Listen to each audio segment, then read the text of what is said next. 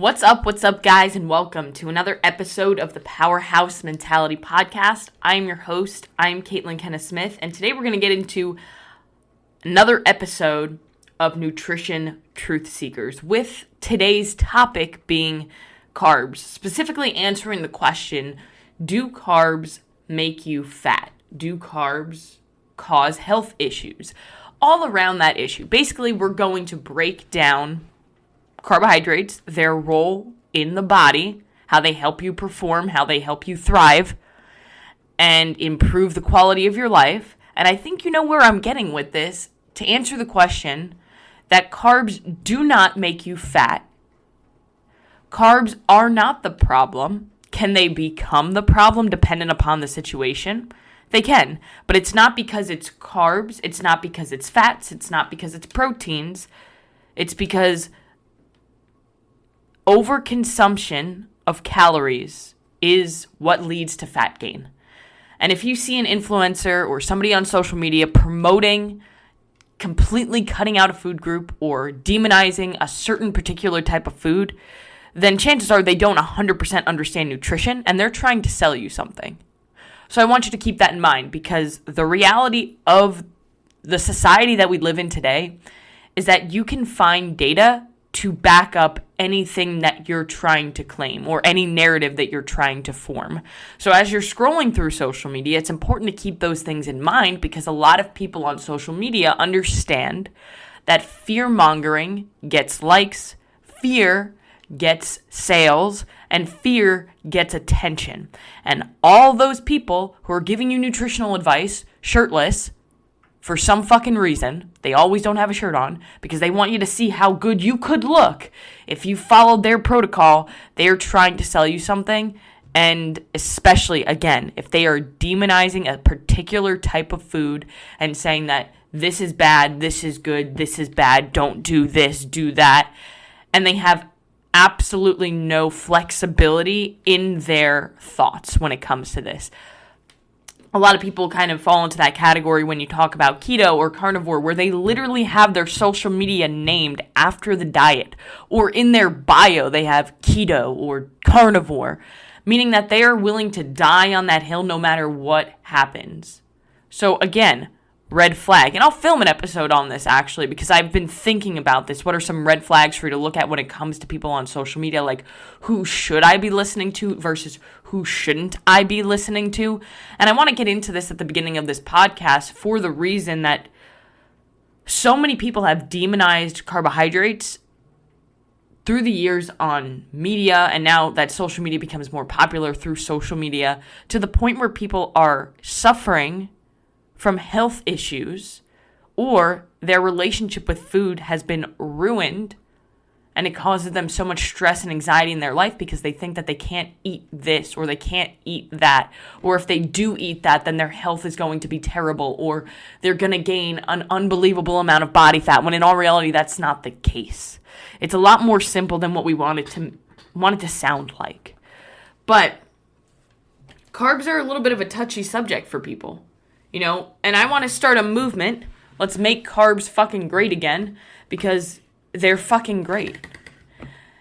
Now, recently, there's been a lot of talk in the social media sphere or in the health and fitness space about how low carb or a keto approach is the best thing to do with performance in order to become more fat efficient. So basically teaching our body to burn fat as a major fuel source. So consuming carbs and the ability to burn fat doesn't go together. Like, you can burn fat and consume carbs, and you should consume carbs, and you can consume carbs and burn fat. It just works that way. And what I want you to remember is that fat burns in the carbohydrate flame. Meaning that fat metabolism, in order for that to actually occur, carbs must be present for fat to be utilized as energy. All right, when you have low levels of carbs in your system, pyruvate builds up. And pyruvate is formed during glucose metabolism. So when glucose or when sugars or when carbs are broken down. So if glucose isn't present, pyruvate can't do its job in the energy process. And then the fat has nowhere to attach in the mitochondria. And that in turn is going to slow down the metabolism or lessen the body's fat burning capabilities. Now, our body is an amazing adaptation machine. So when carbs aren't present, or if we ran out of carbs because we were in a starvation situation, or we were being stupid and doing keto. I'm sorry, I don't want to call people stupid for doing keto, but they ran out of carbs. Our body, like I said, is an adaptation machine designed to keep you alive during those times. So it will create glucose. It will take amino acids and protein and break it down into glucose through a process called gluconeogenesis. So gluconeogenesis is when your body makes glucose from non-glucose sources, usually protein and amino acids from muscle. Meaning that when you don't have enough carbs present in your body to give your body the glucose it needs for sufficient energy performance, not just of your body, but of your brain, your body's going to literally start breaking down amino acids that are usually found in muscle. So that's why carbs are muscle sparing. Because when you have enough carbs, your body's not going to need to break down muscle tissue in order to create the glucose it needs for survival. So carbs are the only macro to produce ATP in an energy cycle. And without proper energy production, building muscle doesn't happen. So if you're somebody who wants to improve your quality of life, who wants to improve their performance, or wants to improve their body composition, you want to build muscle. Because muscle is going to improve your metabolism. It's going to improve your overall health. You're going to burn more calories at rest if you have more muscle, which means you're going to burn more fat and get that lean, toned, aesthetic look that you're after. But without carbohydrates, you cannot build muscle. It will not happen efficiently. Because you're going to be fighting that muscle breakdown through continuously having to break down protein into glucose. Now, can your body then shift over into a state of ketosis where then it is using ketones as energy? Absolutely. However, it's not optimal and our body doesn't thrive in that place, which is why a lot of people who have done keto or who do keto, they don't do keto for a very fucking long time. You don't see people who've been doing keto for a decade. You just don't find it. And if you do find it, usually that person is suffering in a lot of different ways, maybe that they're not telling you. For example, low testosterone, inability to thrive, horrible hormones in general, thyroid, things like that, but also just an inability to properly function with energy. So let's talk about the benefits of carbohydrates, because I love me some carbs, but I also want you guys to understand that it's not just a fad. Carbs aren't a fad. They've been around. Like, people think, oh, well, our ancestors didn't eat carbs. No, they didn't eat highly refined processed carbohydrates. Very different than, like, a fucking potato. All right? So let's talk about the benefits of carbs. So there are 3 different benefits that I want to touch on. One is going to be fat metabolism, but we already spoke about that. So I'll leave that to you if you want to go back and listen. Number 2 is mental and brain function. So I mentioned it earlier, but glucose is our body's preferred source of energy. And it is also fuel for the brain. So if we're lacking carbs, it cuts off our brain's main energy source and then is going to impede the synthesis, oh, that's a hard word, of acetylcholine. Now, acetylcholine is our brain's key neurotransmitter. And it helps with memory, learning, attention, all things that we need in order to be the best version of ourselves throughout our life. Now, one study I found resulted in carbs improving memory within an hour after ingestion in elderly people with relatively poor memory. So again, it shows that it helps with the synthesis of acetylcholine, which is, again, our brain's key neurotransmitter that helps with memory, learning, and attention span. And with low levels of carbohydrates over time, it has actually been shown that low levels of acetylcholine have been shown in Alzheimer's. So that's directly linked to that. Not saying that carbs or lack of carbs is why we're having less acetylcholine, but it is part of it. Now, serotonin levels are also influenced by this. So our serotonin levels, or our feel-good hormone, or something that helps reduce stress and gives a calming effect on the body, is increased with carbohydrates, which is why when I have a client who's going through an extremely stressful period of time in their life, whether it be physical stress, emotional stress, work stress, whatever that stress is coming from, because our body responds the same way to all different types of stress. Our body cannot distinguish whether we're running away from a fucking tiger or whether we're just stressed about the meeting that we have at work. It doesn't understand because our body responds the same way. It gives you that fight or flight response. Your body's ready to fight, it's ready to run. So when my clients are going through more stressful times in their life, I will increase carbohydrates in order to reduce stress, improve serotonin levels, and improve the calming effect, which will help reduce inflammation and help them thrive in their life during this time. Lower carbohydrates have also been associated with depression, brain fog, fatigue, sluggishness.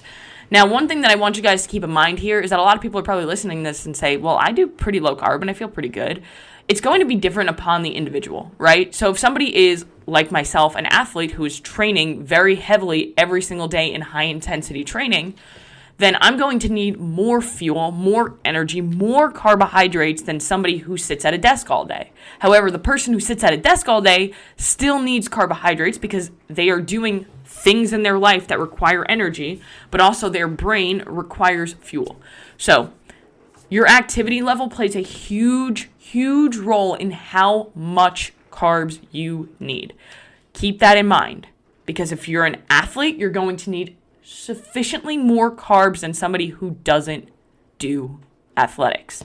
So again, something to keep in mind, because I consume usually between 385 to 415 grams of carbs a day, really just depending on the training session and depending on the intensity of that day. I'm 122 pounds. A lot of people who are 122 pounds and 5'6" would not be able to get away with consuming 400 grams of carbs a day because they don't produce enough energy for that, or they don't need to produce that much energy. So their body wouldn't be using those carbs, so it would store it. Remember that. Physical performance and recovery is the third thing that we're going to talk about, and this is the biggest thing, and that's why I wanted to touch on that first, because the volume of training, the intensity of the training that you're doing is going to matter when it comes to how many carbohydrates I want to eat, or that I should eat in order to thrive and perform and recover. So numerous studies over the last 40 to 50 years have shown that carbs are going to be the primary macro for sustaining and improving performance, specifically high intensity performance. Carbs are king.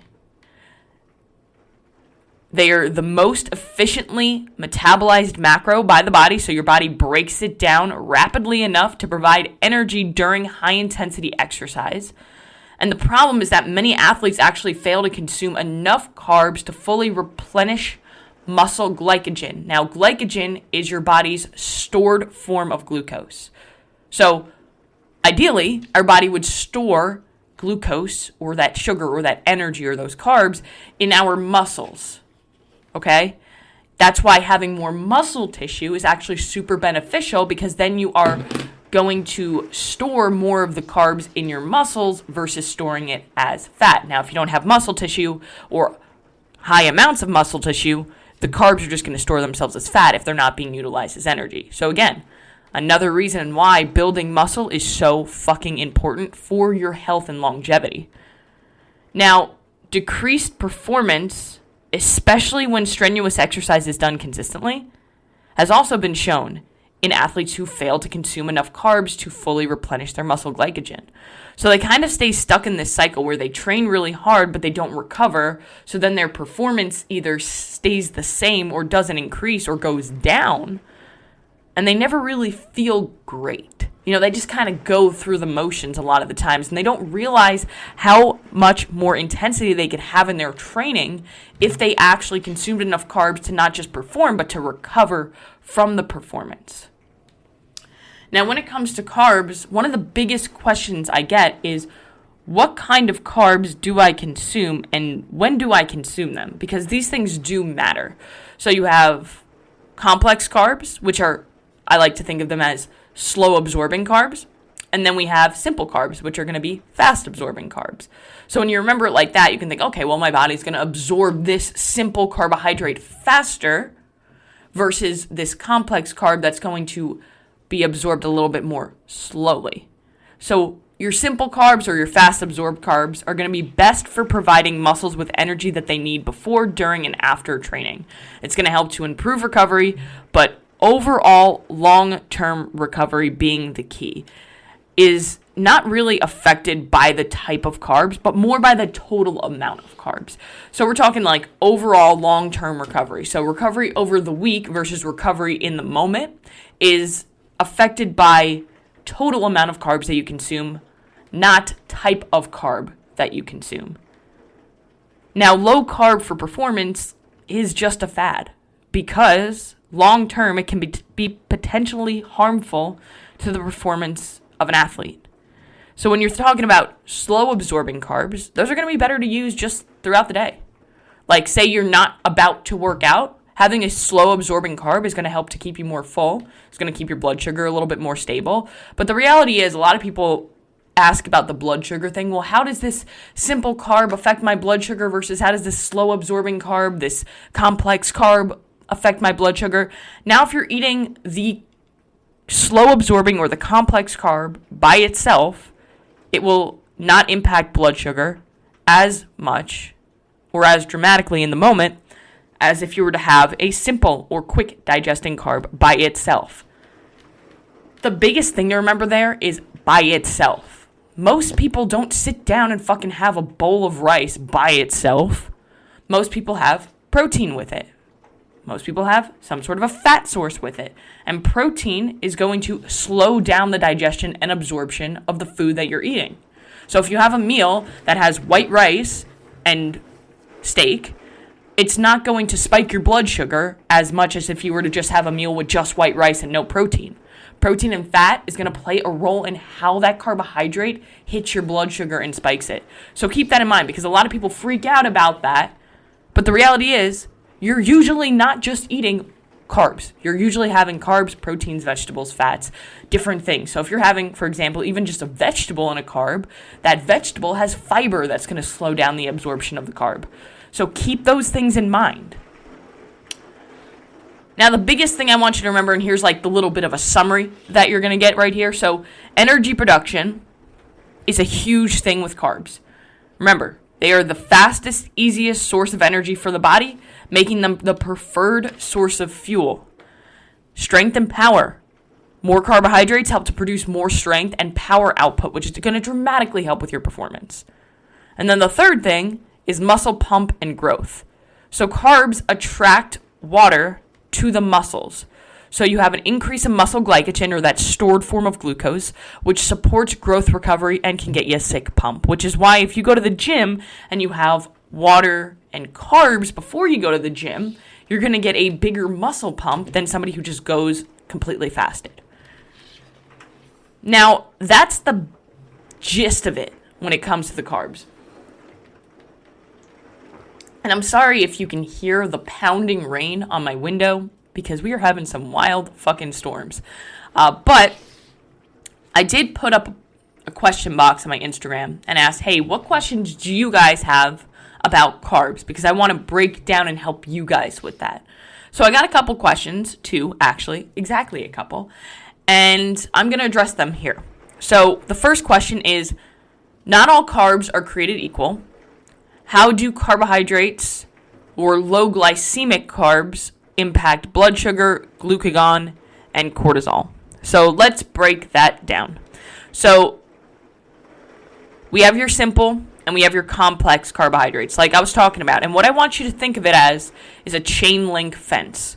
So the simple carb is going to have less links in that fence. whereas the complex carb is going to have more links in that fence.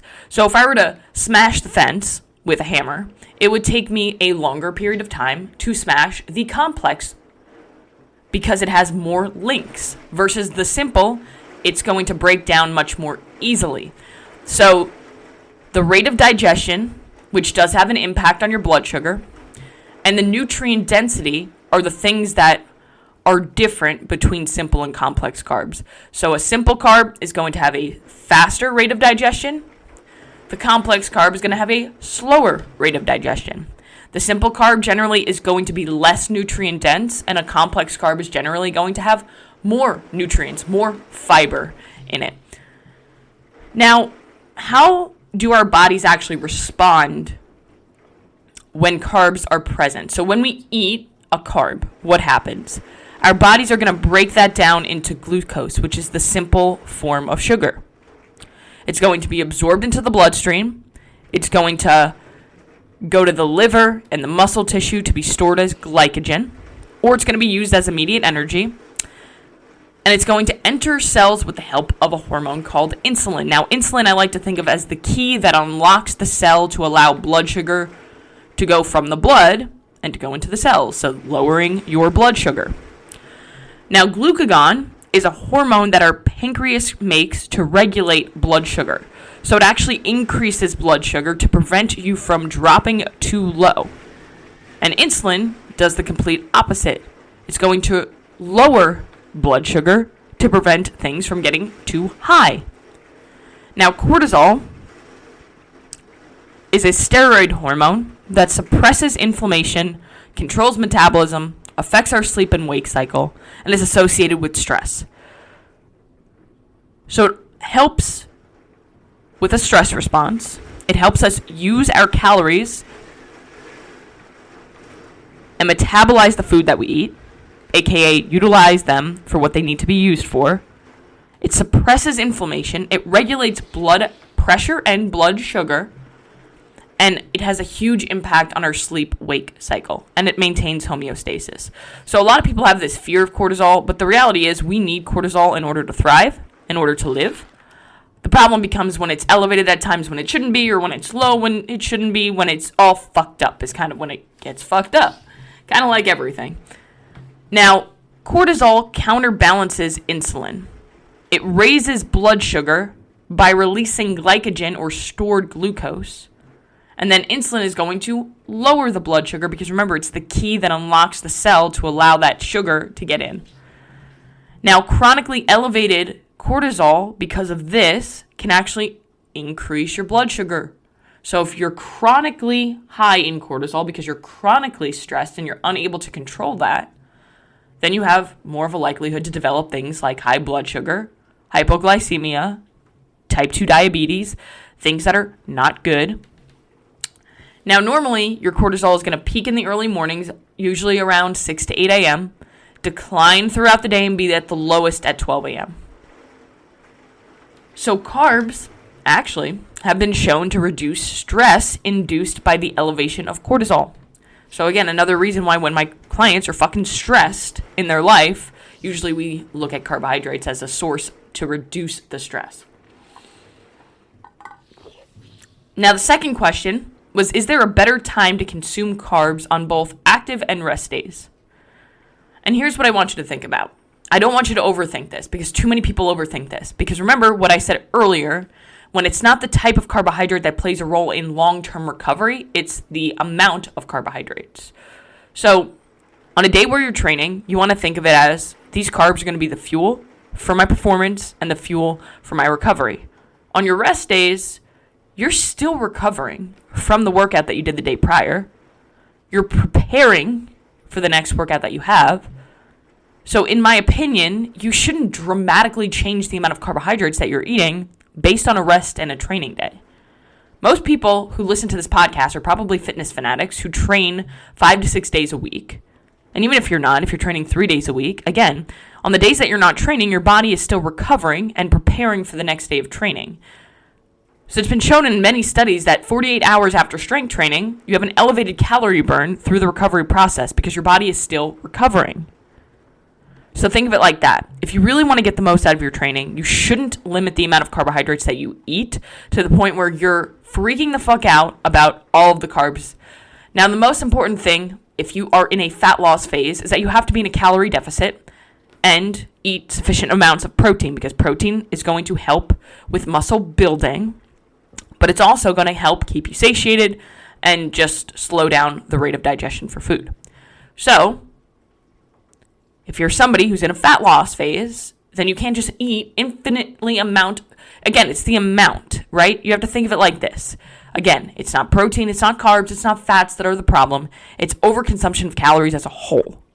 And if you're looking at food types, it's very difficult, not impossible, but more difficult to overconsume whole foods than it is to overconsume highly processed, hyperpalatable foods. So you think of things like Oreos and Doritos and things that come in a box. They're going to be much harder to stop eating than a fucking apple. So if I were to say, hey, get carbs from that apple versus, hey, get carbs from that donut, it would be naive of you to think that it would be easier to just stop eating the donut after one. They're very soft. They're very easy to consume. The apple takes a lot of chewing. It takes a lot of work to literally break it down, so you're less likely to overconsume it. Plus, you get really fucking full from an apple versus not getting very fucking full from a donut. So think of it like that. The type of food that you eat does matter, because usually it impacts how much somebody's going to consume and whether or not they're going to remain in a calorie deficit or not. 2 Oreos has 150 calories. 1 large apple has the same. Which one are you more likely to overconsume? Think of it like that. So if you're somebody who's struggling with their nutrition and you have no idea where to start and you don't know how many carbs they should be consuming, or you have no idea how many calories you should be consuming, I want you to go down below. I want you to shoot me a DM on Instagram and ask me a question, because I want to help you. It's what I do. Now, if you also have any questions when it comes to nutrition that you want featured on the next episode of Nutrition's Truth Seekers, send me a DM on Instagram or send me an email. My email is always down below as well. It's whatever you guys prefer. Now, I hope that you found value from this episode. I must admit there were a couple times during the episode where my brain was stalling because it was pouring so hard on my window. But again, I hope that this added value to your life. And if it did, please share it with at least one person. Share it on your social medias. Let's spread the mission of the podcast and go out and do one thing that's going to take you one step closer to where you want to be.